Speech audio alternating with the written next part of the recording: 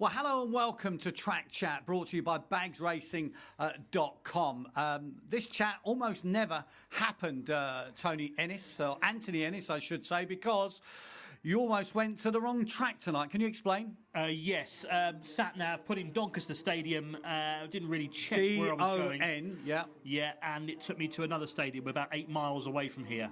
Did you look around and think something's not quite right? I actually thought it was in the right place, which was the most ridiculous thing. So, yeah, I'm glad I'm not driving back because, yeah, it was a bit of a shocker, wasn't it, really? OK, we'll look forward to seeing you at Shawfield Yarmouth? Yarmouth. Next week. OK. Anyway, look, we digress. We've had a fantastic night's racing, a new sponsorship, of course, for the Yorkshire St Ledger. More of that later on. But we also had the British-bred Oaks on the card as well. The final worth £4,000 to the winner. Richard Devonish had a massive hand with T for Tess in 2 for Wendy Prince and Peter Band. Thameside Bound for the Pearson family in Trap 4. But it was to be BURNFOOT Dolly from Bishop Auckland. But, of course, a Doncaster-based trainer. BURNFOOT Dolly comes through in great style.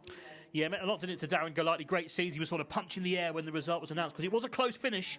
It did go to the judge, didn't it, between traps 3 and 4. Look at Thameside Bound, Hobbsy in trap 4, closing down 3 late on. But Dolly held on, BURNFOOT Dolly, to win by a diminishing margin, £4,000. And it just meant a bit more, I think, to Darren Golightly, the fact he bred the bitch himself. Absolutely, yeah. Great homebred success for BURNFOOT Dolly. And, of course, as the title of the race suggests, it's all about the British breds and John Marriott, secretary of the British Breeders' Forum, making the point that it's been a pretty good night for British breds at Doncaster, the likes of King Turbo, the likes of Inch Forward winning as well. But for me, aside from the final, the race of the night, and for many people, was the Invitation. It featured, as a warm favourite, the Greyhound of the Year, DROOPYS BUICK, no less. Running out of trap 3. Was he going to make a mistake in front of the cameras?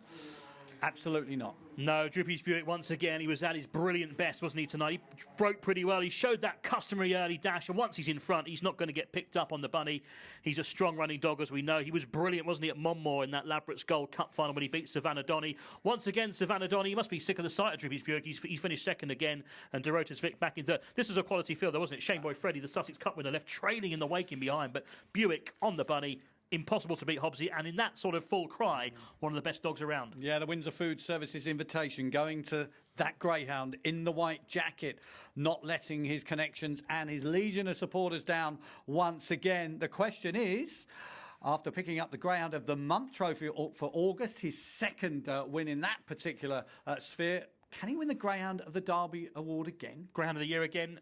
I think he's one big prize away from it. I think maybe an All England Cup or an Eclipse. That could seal the deal? That could seal the deal, definitely. I mean, the Gold Cup's a hard race to win at Monmore, and he did that in scintillating fashion. I think if he wins the All England Cup, he's got to be a big player for the Greyhound of the Year again.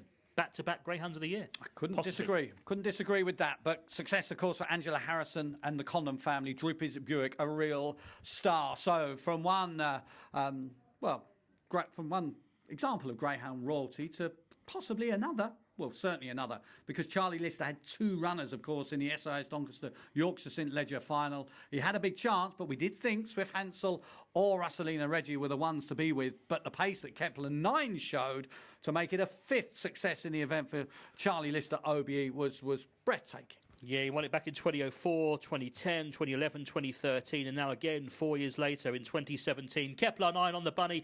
Just here was that was a crucial moment there because Swift Hansel tried to get up the inside and he tried to get the drop on him around that bend. But KEPLAR 9 says, no, you're not going to go past me, kennel companion. And KEPLAR 9 closed the door on Swift Hansel and kicked on again down the far side.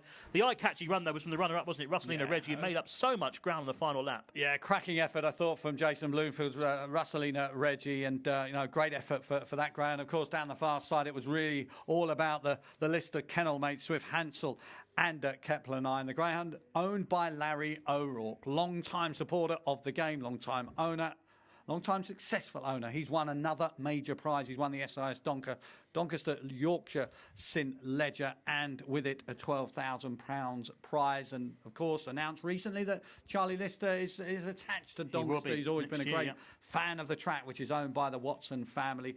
He was not here, but of course, his able assistants led by Ian Sullivan, and in picture there, Chris Akers collecting the prize from Gordon Bissett of SIS. Yvonne Freeborn, of course, the boss here at Doncaster Doncaster, general manager at Doncaster, also in the picture. So, where are we going next week? I'm going to ask you. Don't ask me, but great. I'm going to head for Great Yarmouth and hope I find the greyhound track. But it's not too far away from the horse track. I'll is see it? So you I should be probably right. on the pier or on the roller coaster or somewhere. You know, you just got to look for that little, you know, lots of greyhounds running around. You know. There's okay. a clue. Okay. Thank you. All right. Well, look, you join us there. I don't know if he'll be there, but I'll certainly be there. Don't worry about that. See you you at Yarmouth. later.